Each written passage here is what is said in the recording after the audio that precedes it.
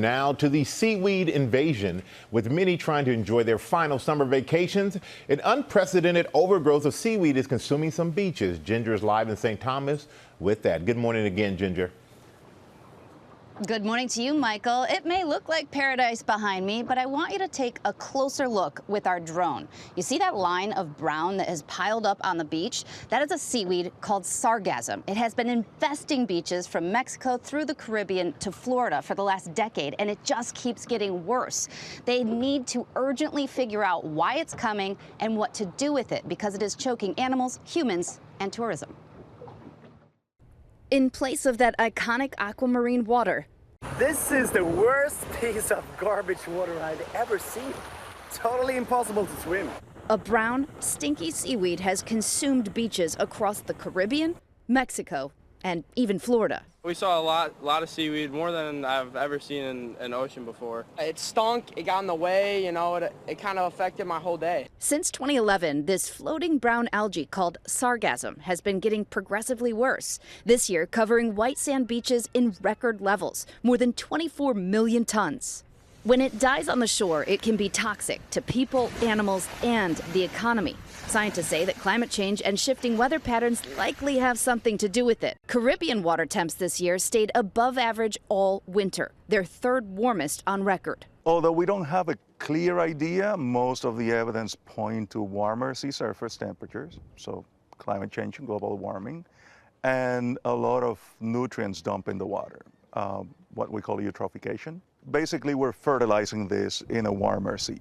So that's good for seaweed, not so good for the rest of the places that it affects. So this stuff isn't only unsightly and stinky, but it can actually impact sea turtles. Little hatchlings have a hard time getting over this. It can shade coral, which is not good. And it can even acidify the ocean, which leads to sometimes fish kill. One of the major problems is on St. Croix. The intake for the water, we have a desalination plant there, and the intake for that is being clogged up by the sargassum. Otherwise, it's just a stinking mess on the beaches. Cleaning up these beaches could mean big money. For the U.S. Virgin Islands, tourism makes up more than half their GDP, so they've got to get this stuff out of here. Unfortunately, a lot of the big resorts face east, and that is where the sargassum piles up. Now, they've spent thousands a month trying to pick it up and get it out of here, but also have to figure out what to do with it next. Landfills don't want this stuff. Most of the landfills on many of these islands are all but full. Plus, when this stuff dries out, it becomes highly flammable and can have heavy metals like arsenic in it. Look at our drone, though, because they've got a bit of a Band-Aid going, at least at this resort. That blue line in the ocean is a floating berm, and that acts like a funnel, getting all of the seaweed to one place.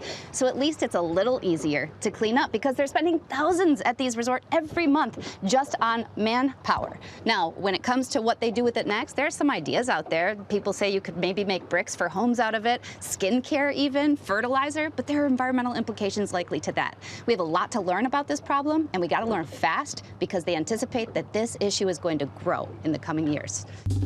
Well, hey there, GMA fans. Robin Roberts here. Thanks for checking out our YouTube channel. Lots of great stuff here. So go on, click the subscribe button right over here to get more of awesome videos and content from GMA every day, anytime.